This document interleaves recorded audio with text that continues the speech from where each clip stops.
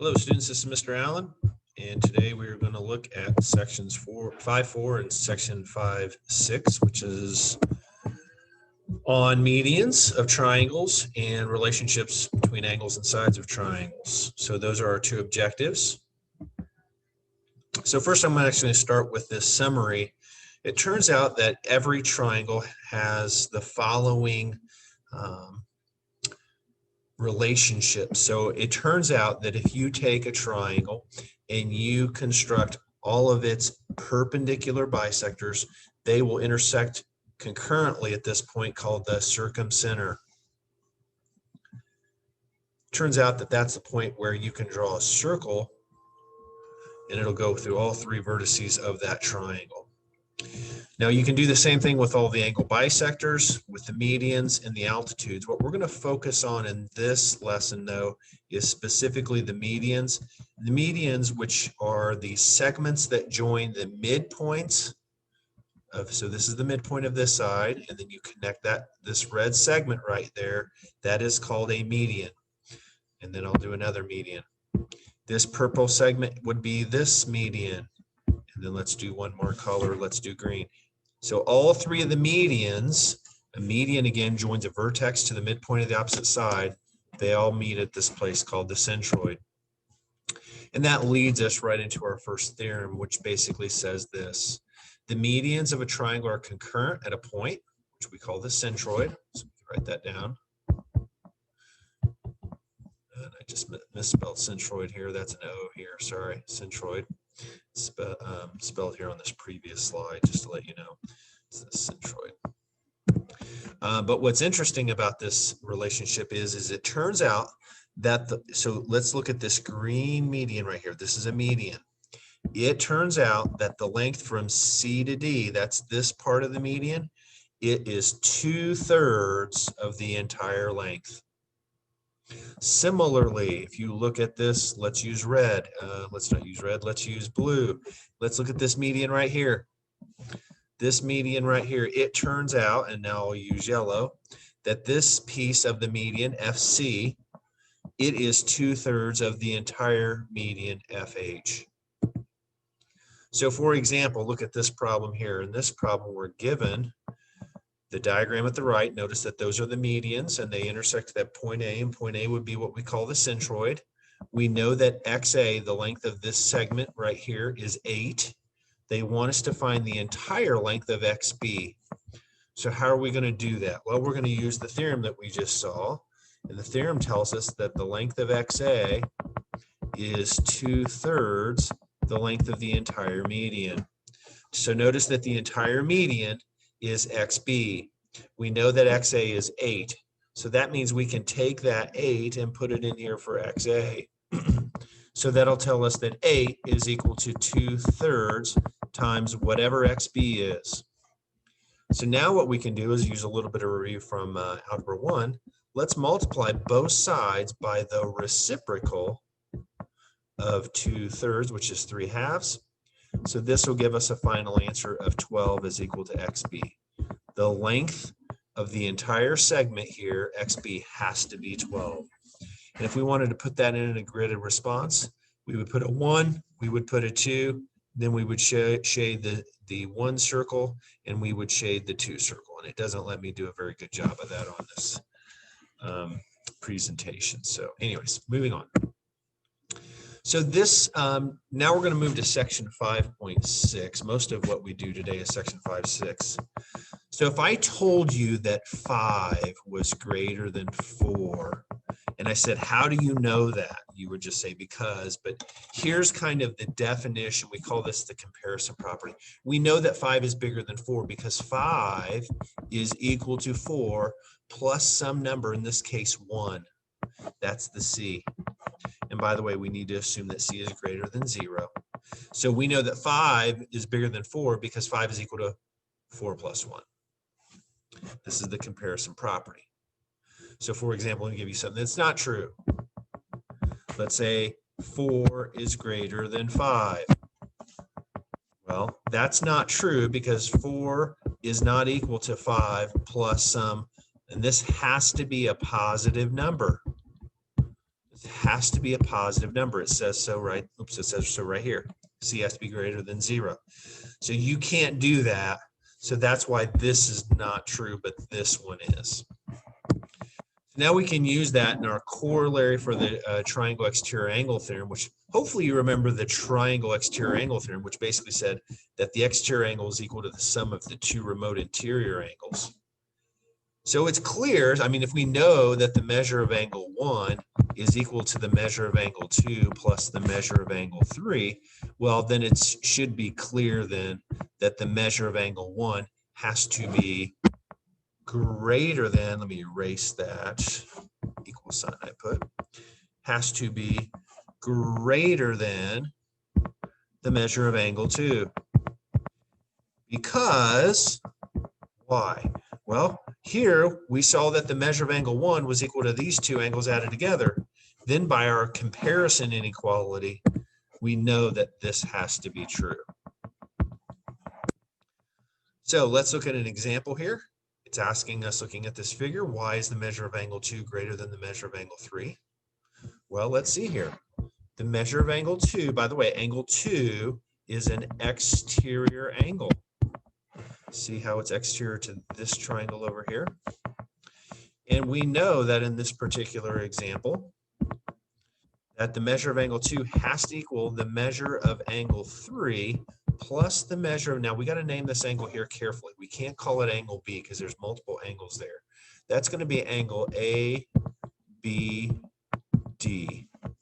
So therefore, we can say that the measure of angle 2 is, I keep wanting to write equals, and you're going to probably fight that today on your homework as well, is greater than the measure of angle 3. In fact, we didn't need to do that work because that's our corollary to the exterior triangle exterior angle theorem. By the way, corollary is kind of like a mini theorem, something that we can prove true, but we don't call it a theorem. Okay, theorem 510 and the next one, 511, are very similar, and here's what they say. Theorem 510 basically says this. It says that if this triangle side is greater in length than this triangle side, then this angle here, angle Y, has to be greater than this little angle over here, angle Z. Turns out, and here's the words. If two sides of a triangle are not congruent, in other words, they're not the same, then the larger angle lies across from the opposite of the longer side. So in other words, if a side in a triangle is longer than another side, then the angle that's opposite the longer side has to be greater. Let's see an example of that. So we want to know which, this is a park, and we know that it's a triangular shape, and we want to place our bench. We want to place our bench at the corner of the largest angle. Guess where the largest angle is going to be? Well, it's going to be across from the longest side, which we'll talk more about here in just a second.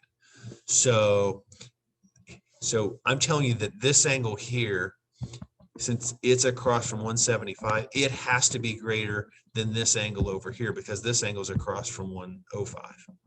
And this angle here has to be greater than this side here, or I'm sorry, this side's greater than this side, so therefore this angle is greater than this angle. So to answer the question, where we should place the bench should be MLK, that's Martin Luther King Boulevard, and Valley Road. Because we know that this angle is across from the longest side. Oh, I should mention back on this theorem. Notice that we're going from knowing something about two sides to two angles. Okay. If a side's longer than another side, then the angle is greater than the other angle.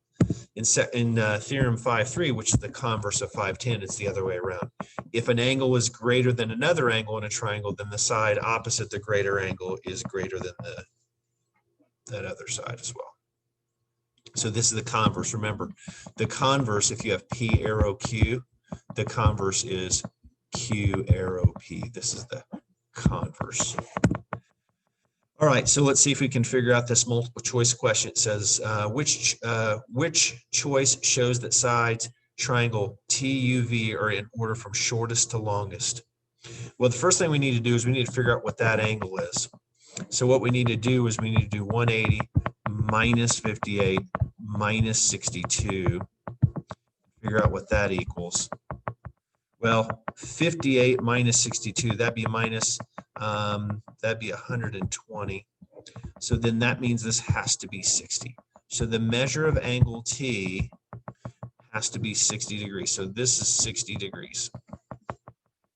So guess which side has to be the longest?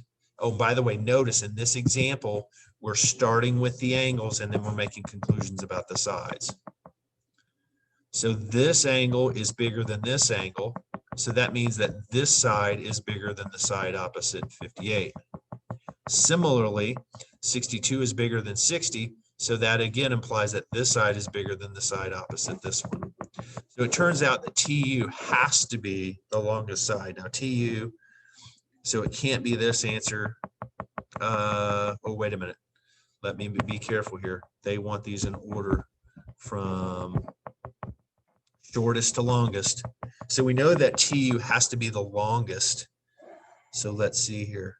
Well, it can't be this one because that's not the longest.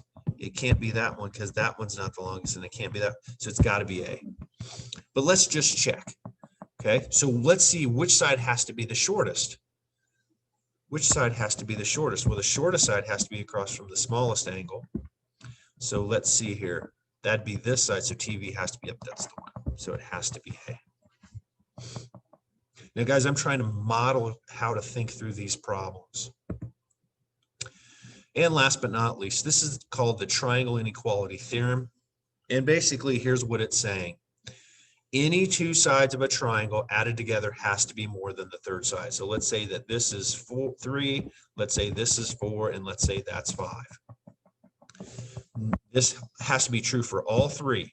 So 3 plus 4 has to be greater than 5. 4 plus 5 has to be greater than 3.